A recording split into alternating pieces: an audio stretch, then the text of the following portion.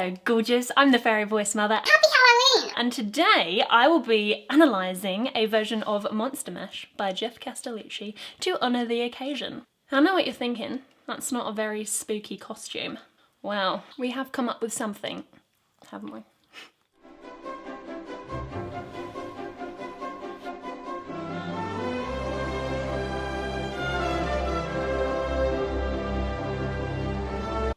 It was her idea. If you have any suggestions for a costume for me and Daphne in the future, I would love to hear it, just because she enjoys it so much. Thank you to those that participated in the poll in which I asked for requests for a Halloweeny song to analyse. Geoff was definitely dominating that comment section, but there was a lot of recommendations for another type of thing as well. So there will be another spooky analysis on its way in the coming days, so stay tuned for that! In the meantime, let's get okay. Oh, you could always rely on Geoff for a bloody good theme, can't you? La la la la la la la la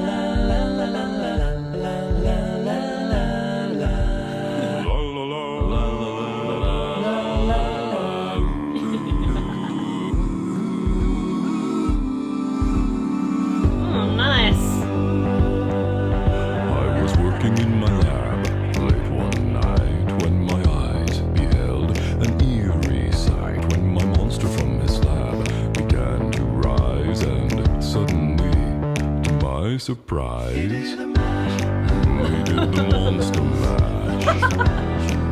It was a graveyard smash. It caught on in a flash.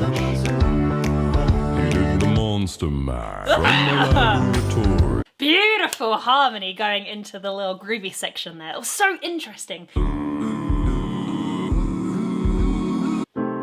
C diminished 9, the conversion into gloom. It makes it quite unpredictable and tense. And then you have this other moment of suspense where he keeps the top note the same and then shifts the bass notes down. The bass line of a song is what gives us the stability. So when that's moving, you know you're about to transition into something else, which it did. Carried us down that spooky trail to G major, I think. And now it's kind of like a creepy cute.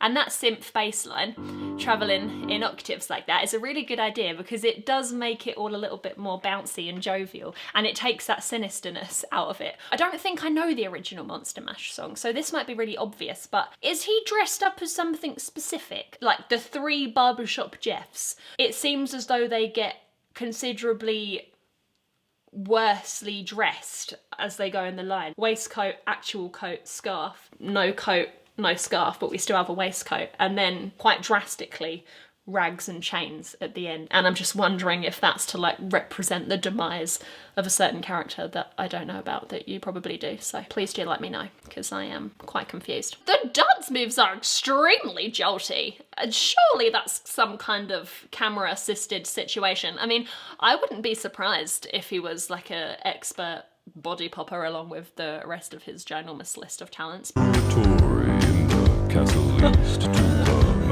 I love the wiggles! The ghouls all came from the humble abodes to get a jolt from my electrode. He loves a little descending minor riff, does Geoff. With your permission, I'm going to do my stuff. This one was a G minor, G natural minor. Ooh. And the reason that stands out so much is because the rest of this section was pretty much in G major.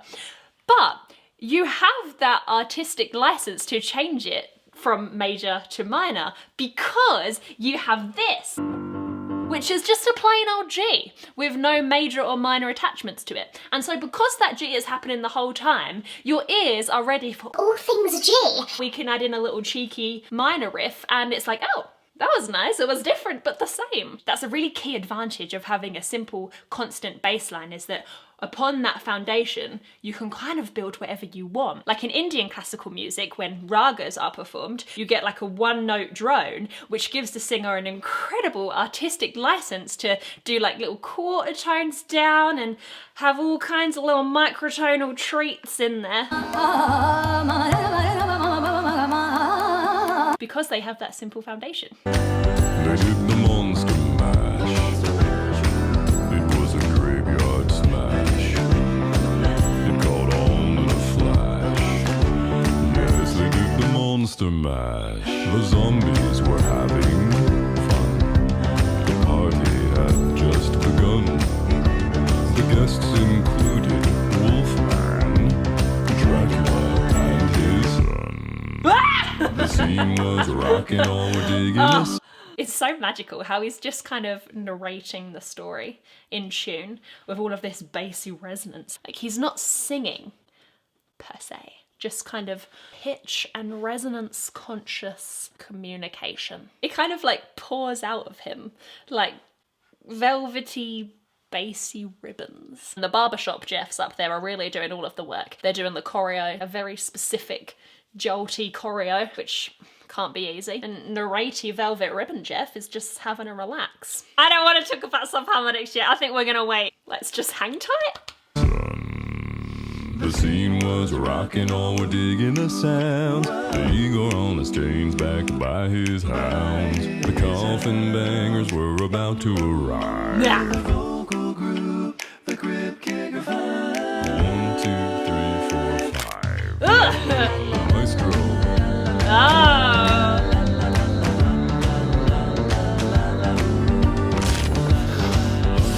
Oh, Christ. They played the mash, the monster mash. They played the mash, the monster mash. Okay, so let's talk about low notes. I want you to notice the difference in timbre between this little section here where he sings consistently low and then the sun from before that was really low. The monster mash, they played the mash. Very low, but not the same production as this. And his son. Notice the difference in pop quantity. Lots of pops, and in this one, both notes have those little pops, but the sun one, they're very distinct and very poppy indeed. But the mash one, they're faster and just less intense. Now this technique of creating those little vocal pops is called a vocal fry. Really, really relax your voice and just hear those little pops creak out like this. So to achieve those super low notes with that sub-harmony, what he's doing is slacking his vocal cords very, very much so they're very, very floppy, and then arranging space inside the vocal tract to the point where it's actually creating a resonance that is lower than the note he's actually hitting in his head. So he, in his mind, is probably hitting the D above that, but the inclusion of that vocal fry, that extra slacking of the folds and arranging space, is giving the acoustic resonance of a D much lower.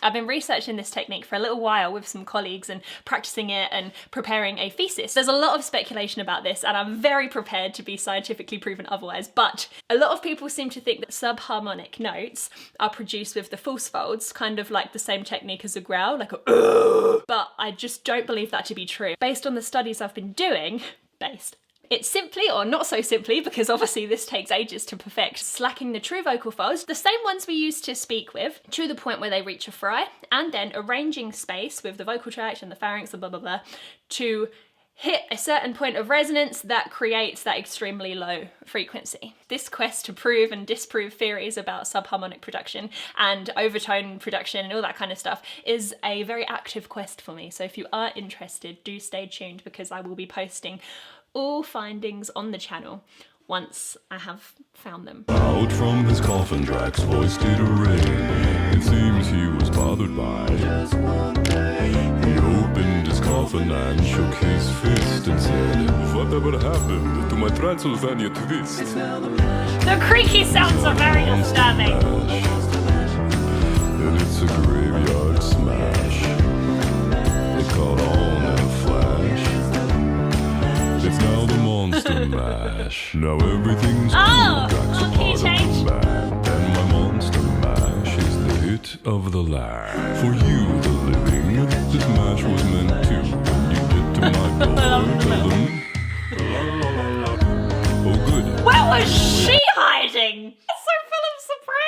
That's a much nicer surprise than the horrible neck breaking.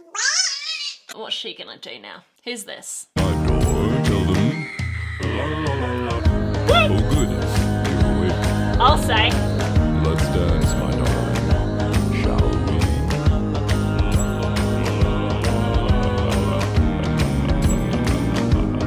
we? Are you sure she's awake, actually? She looks a bit limp. Oh gosh, this is very creepy. Ah, they put the little intro theme of Fair Elise in there. That one, but it's like they've deliberately made the notes flat with like a mod wheel or something to make him like...